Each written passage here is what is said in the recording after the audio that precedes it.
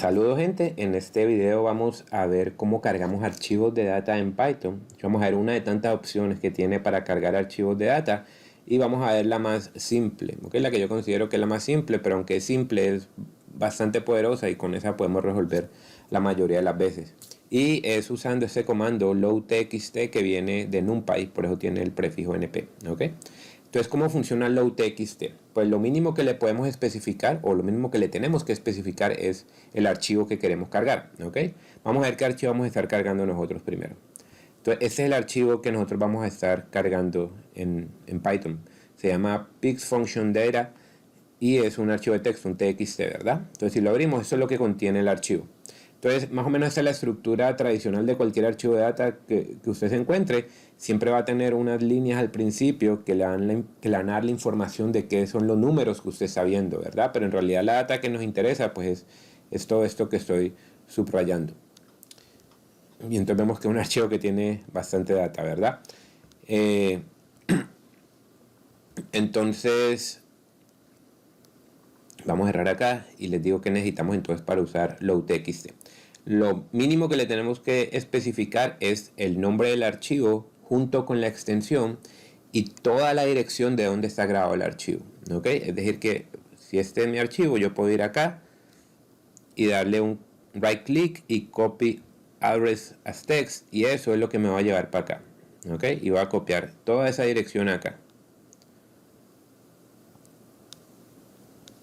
Copio la dirección, después backslash y después el nombre del archivo junto con la extensión, que en este caso es .txt, ¿verdad? Entonces yo estoy grabando todo eso, la dirección del archivo, el nombre y la extensión en un string que llamé filename. No necesita hacer eso obligatoriamente, pero pues así que sea un poquito más ordenado.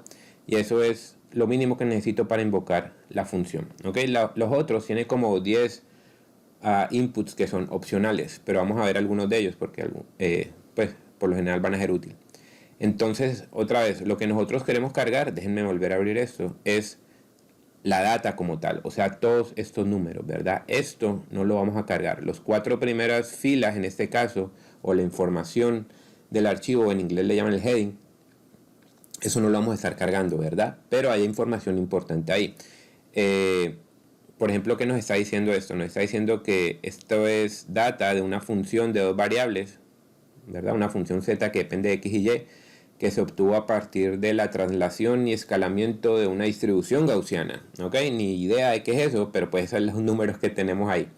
Nos dice que la primera columna son valores de x, ¿verdad? O sea, por eso necesitamos esa información para darle sentido a la data que estamos viendo. Esa primera columna acá nos dice que son valores de x, las otras son los valores de y, y todo el resto de números, o sea, toda la matriz que queda sobrando entonces son los valores de z, de la función que depende de x y de y, ¿ok? Entonces, fíjense que cada uno de esas líneas que no son data está empezando con un numeral. Entonces, la persona que generó ese archivo utilizó ese numeral para denotar cuáles líneas son un comentario y no es data, ¿ok? Y eso se lo podemos dejar saber, al loadtxt cuando estamos cargando el archivo. Entonces podemos decir comments igual y después colocar qué símbolo estamos usando para denotar los comments en el archivo, que en este caso es numeral. Entonces él va a saber que donde vea una línea que empiece con numeral, pues esa línea no la va a cargar. Y otra cosa que le podemos especificar, y que por lo general hay que especificarla, es cómo está separada la data, ¿ok? Entonces en este caso nuestra data está separada por tabs, ¿ok? Si usted ve que el archivo está así bien ordenado en columnas, probablemente entre este número y este número no hay un espacio, sino que hay un tab, ¿ok? También es muy común encontrar que la data esté separada por comas. Entonces si estuviera separada por comas, pues aquí no colocamos que está separada por tabs, sino que está separada por una coma. Colocamos una coma ahí entre comillas y ya. Estamos. Entonces nada, vamos a correr estas dos líneas nomás. A ver qué nos queda en T, que es donde estamos cargando el archivo. Entonces miren, ya tenemos T y T me dice que es un arreglo de tamaño 61 por 63, 61 filas, 63 columnas. Si lo abrimos, pues aquí alcanzamos a ver un pedacito, ¿verdad? Lo abrí todo para verlo todo. Todo esto es lo que me quedó grabado en T. Ahí están todos los números que estaban en ese archivo de texto. ¿Ok? Vamos a volver a cargarlo para mostrarle simplemente algunas otras opciones que tiene usted cuando está usando el load.txt. Entonces, por ejemplo, también puede, si el archivo, esas 4 primeras líneas no tuvieran el numeral a la izquierda, pero usted sabe que son de comentario, que no es data, pues usted puede decirle skip rows, ¿ok? Entonces en este caso se va a saltar las primeras 4 líneas y va a empezar a cargar desde la quinta, que es donde está la data de verdad. Puede especificarle también cómo quiere que cargue la data, en este caso la va a cargar del tipo float, ¿ok? Entonces si ejecutamos este,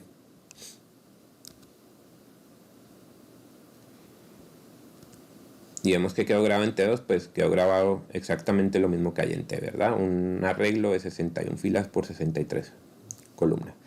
Nada, entonces, como les he dicho, ahí usted puede especificar 10 de estos parámetros, además de los comentarios y del tipo y de cuántas filas quiere saltar ahí. Hay otros 7 parámetros que puede especificar, que se lo voy a dejar a usted para que lo investigue por si en algún momento lo necesita.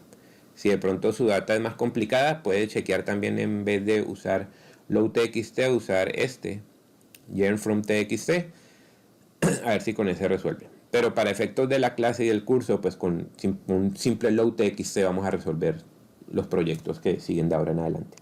Ok, gente, nada, pues ya tenemos ese archivo ahí cargado en T. Ya leímos qué es lo que significa los números que cargamos, ¿verdad? Nos decían que la primera columna, vamos a abrirlo, el archivo nos daba esta información en sus primeras líneas, que esta primera columna eran valores de X, esta segunda columna eran valores de Y, y todos los números que restaban, o sea, toda esta matriz grandota, era la función Z, ¿verdad?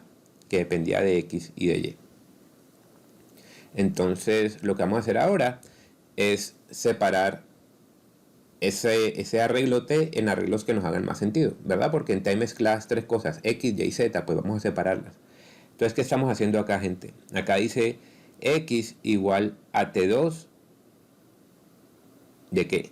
Todas las filas de la columna 0. O sea que estoy separando la primera columna de la columna 0, estoy cogiendo todas las filas y eso lo estoy grabando en X, porque esas son las X, ¿ok? Igual puedo hacer para Y. Entonces puedo generar otro vector que se llame Y, que lo que va a hacer es coger de T2 todas las filas de la columna 1, ¿ok? ¿Y qué me queda? ¿Qué es lo que sobra? Lo que sobra sería mi matriz de Z. Entonces Z, ¿qué sería? De T2, coger todas las filas, pero ¿de qué columnas? Desde la segunda, ¿verdad? Hasta que se acabe. Entonces 2 puntos y no coloco nada después de los 2 puntos para que él sepa que tiene que coger todas las columnas que quedaron faltando. ¿Okay? Entonces si ejecutamos esas 3 líneas para generar X, Y y Z, pues vemos que X entonces es un vector de 61 elementos, Y es otro vector de 61 elementos, X contiene la primera columna, Y contiene la segunda columna y Z será una matriz entonces de 61 por 61 que contiene los valores de Z. ¿Ok? Entonces por lo general lo primero que hacemos, además de organizar la data, cuando cargamos un file es graficarlo, ¿verdad? Yo cuando veo todos los números no tengo ni idea de cómo se está comportando Z. Obviamente si lo grafico, pues voy a tener una mejor idea de cómo se está comportando esa función Z, ¿ok? Entonces ya sabemos cómo graficar en 3D y esto necesitamos hacer gráficas en 3D, ¿verdad? Porque es una matriz que estamos graficando y ya vemos que una matriz me define una superficie en el espacio. Entonces lo primero que estoy haciendo acá es creando una malla a partir de los vectores X y Y usando el comando meshgrid para poder graficar en 3 dimensiones. Si usted tiene dudas con respecto a meshgrid, por favor refiérase a hace 2 videos donde lo explicamos cómo era que operaba. Pero lo que vamos a hacer entonces es, vamos a ver 2 plots en una misma figura, o sea, vamos a ver un subplot. En el primero va a ser una gráfica en 3D como tal, por eso estoy utilizando el comando surface. El segundo en realidad es una representación 2D de la data y estoy utilizando color mesh y encima le estoy colocando un contorno, ¿ok? Entonces si ejecutamos este pedazo,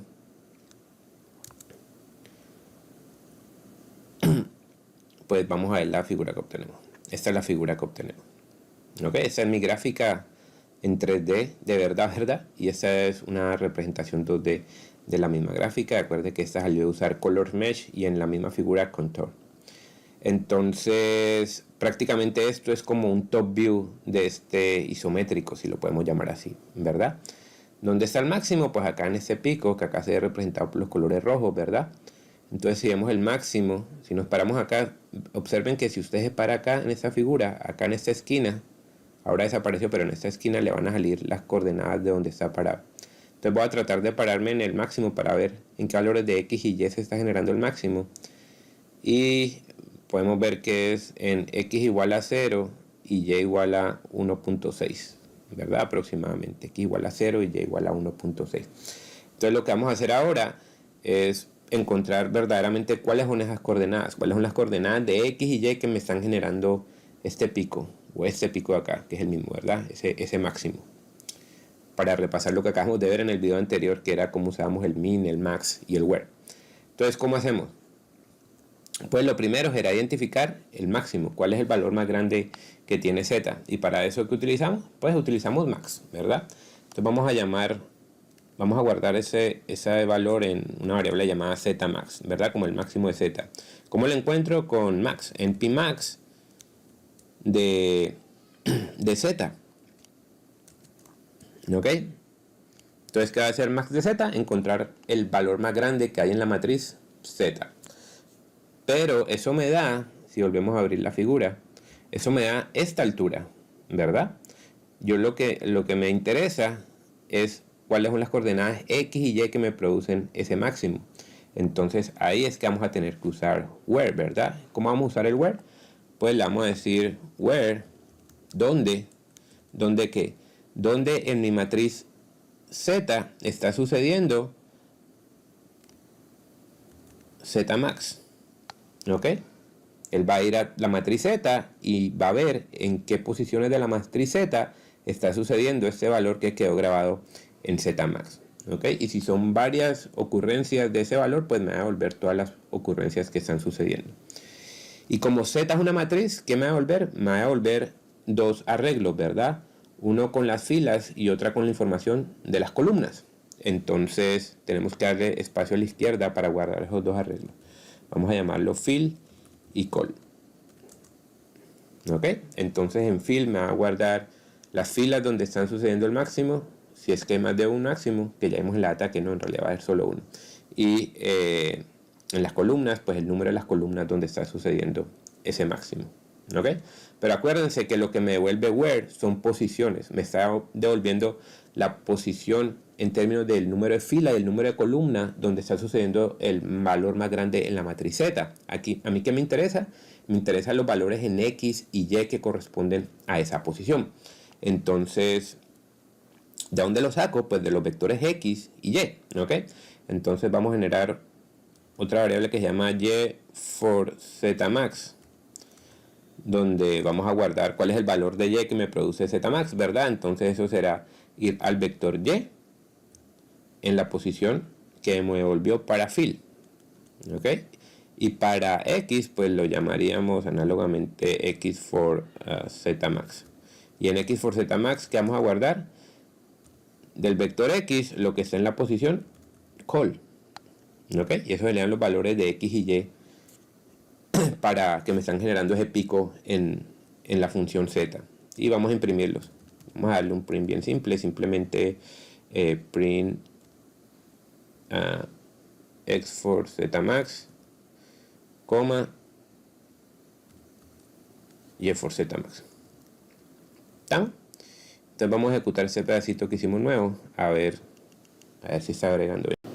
Y vemos que para X calculo 0 y para Y calculo 1.6, que concuerda con la observación que hemos visto ahorita desde la figura, ¿verdad? Con las coordenadas X y Y que me están generando ese pico. Pues nada, eso es, en resumidas cuentas, cómo cargamos un archivo de datos, cómo tradicionalmente lo procesamos y un repaso de cómo graficamos en 3 dimensiones y cómo usamos el where y el max y el min. Nos vemos en el próximo video.